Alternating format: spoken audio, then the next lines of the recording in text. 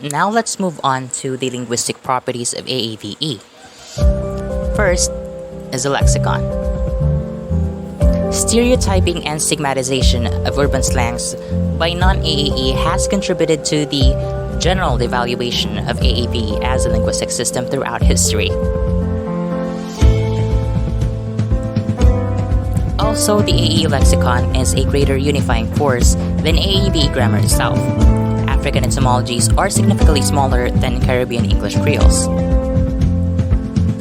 Discourse. The stereotypical prominence of uncensored speech as perceived by non-African Americans reflects not only their contemporary social power to censor, but the obsolescence of earlier rules of respectful interest in demeanor enforced on black people by white people.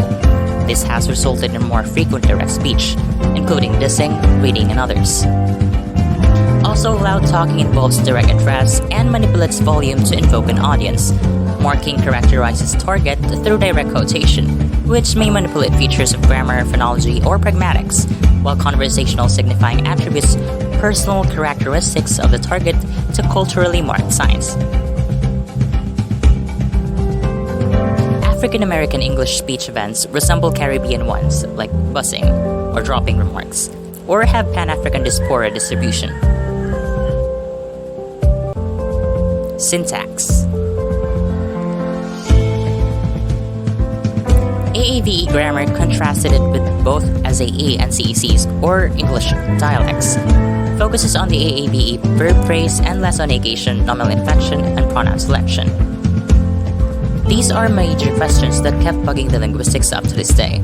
The degree of structural independence of AAVE, evidence for AAVE's historical ancestry, and nature and significance of variation.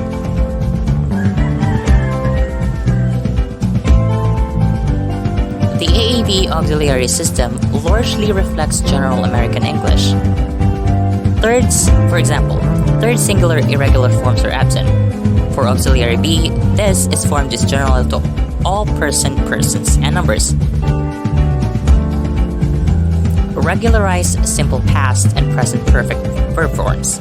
A few frequent strong verbs use stem forms with past meaning, but past marking is overwhelming.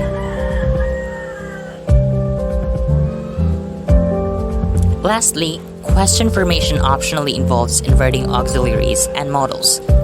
The AAVE sentential negator, ain't, appears for standard hasn't, haven't, or isn't, aren't.